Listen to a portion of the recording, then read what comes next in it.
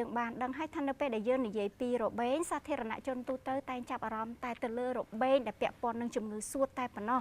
តែបើយើងចូលឲ្យជ្រៅទៅក្នុងស្ថានភាពសុខភាពរបស់ប្រជាពលរដ្ឋជាទូទៅយើងបានដឹងថា18%នៃជំងឺរបេងនោះគឺរបេងក្រៅសួតហើយអ្វីដែលសំខាន់នោះនៅពេលដែលយើងឮពាក្យថារបេងឆ្អឹងខ្នងយើងហាក់ដូចជាមិនសូវបានឮមានការជជែកផលផុសពី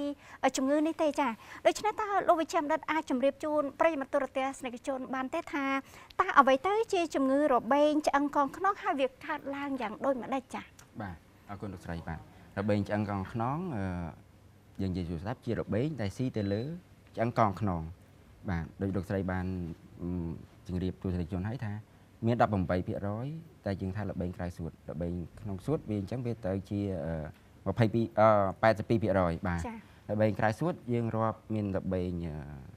ស្រោមខួរក្បាលក៏របេងក្រៅសួតដែររបេងកូនកដុលក៏របេង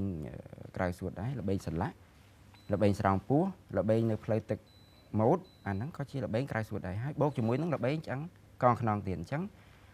18%គឺរបេងក្រៅសួតគឺដូចខ្ញុំបានរៀបរាប់ជូននឹងឯងបាទអញ្ចឹងមានន័យថារបេងឆ្អឹងកងខ្នងហ្នឹងវាដូចជាមេរោគគឺដូចរបេងសួតនឹងដែរគឺឈ្មោះវាគេថា Bacil de Koch ហើយភាសាបច្ចេកទេសហ្នឹងបើសំដៅទៅលើរបេងឆ្អឹងកងខ្នងយើងមានពាក្យមួយយើងថា mal de pot ពាក្យ mal de pot យើងនិយាយមួយម៉ាត់គ្រូពេទ្យគាត់សម្គាល់ទៅលើរបេងឆ្អឹងកងខ្នងហ្នឹងហើយ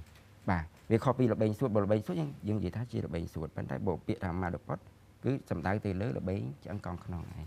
បាទអញ្ចឹងមានន័យថាវាកើតឡើងហ្នឹងទៅដោយសារតែមេរោគដូចគ្នាឬក៏យ៉ាងដូចម្ដេចបាទតាមពិតជាមេរោគដូចគ្នាប៉ុន្តែដោយសារមេរោគហ្នឹងវាឆ្លងតាមផ្លូវដង្ហើមផ្លូវដង្ហើមវាឆ្លងចូលសួតយើងបន្តមកទៀតវាជ្រាបចូលទៅតាមឈាមហ្នឹងឬក៏តាមប្រព័ន្ធទឹករងាយើងហ្នឹងវាទៅទុំជាប់ទៅលើឆ្អឹងកងខ្នងហ្នឹងឯងអញ្ចឹងមេរោគហ្នឹងវាទៅស៊ីទៅលើឆ្អឹងកងខ្នងដែរប៉ុន្តែសូមជម្រាបលោកស្រីថាតាមពិតទៅមានអ្នកជំងឺខ្លះគាត់មានទាំងរបេងសួតបូកជាមួយនឹងរបេងឆ្អឹងកងខ្នងតែមួយអញ្ចឹងអ្នកជំងឺម្នាក់គឺមាន2របេងសួតផងរបេងឆ្អឹងកងខ្នងបាទប៉ុន្តែបើសិនជាមានរបេងសួតហើយរបេងឆ្អឹងកងខ្នងអញ្ចឹងរបេងហ្នឹងគឺវាឆ្លងធម្មតារបេងសួតវាឆ្លងតាមផ្លូវដង្ហើមប៉ុន្តែបើរបេងឆ្អឹងកងខ្នងអត់ឆ្លងតាមផ្លូវដង្ហើមទេប៉ុន្តែបើអ្នកជំងឺហ្នឹងមានរបេងសួតផងរបេងឆ្អឹងកងខ្នងផងគឺវាឆ្លងអ្នកនៅចិត្តគឺអាចឆ្លងក្នុងករណីដែលអ្នកជំងឺម្នាក់គាត់អាចមានទាំងរបេងសួតផងរបេងឆ្អឹងកងខ្នងផងចា៎ក្នុងអ្នកជំងឺម្នាក់បាទប៉ុន្តែក្នុងនោះដែរក៏មានអ្នកជំងឺខ្លះមានតែរបេងឆ្អឹងកងខ្នងនេះក៏អត់មានរបេងសួតទេបាទអញ្ចឹងបើសិនជាអ្នកជំងឺដែលមានតែរបេងឆ្អឹងកងខ្នងទេដោយមិនមានរបេងសួតទេគឺគាត់អត់មានឆ្លងតាមរយៈផ្លូវដង្ហើមទេបាទអញ្ចឹងយើងអាចនៅមើលថែគាត់បានធម្មតានៅក្នុងកំឡុងពេលដែលគាត់ព្យាបាលរបេងឆ្អឹងកងខ្នងចាអញ្ចឹងនៅត្រង់ចំណុចនេះមានន័យថានាងខ្ញុំបញ្ជាក់ត្រង់នេះដើម្បីកុំឲ្យមានការយល់ច្រឡំអញ្ចឹងមានន័យថារបេងឆ្អឹងកងខ្នងនេះ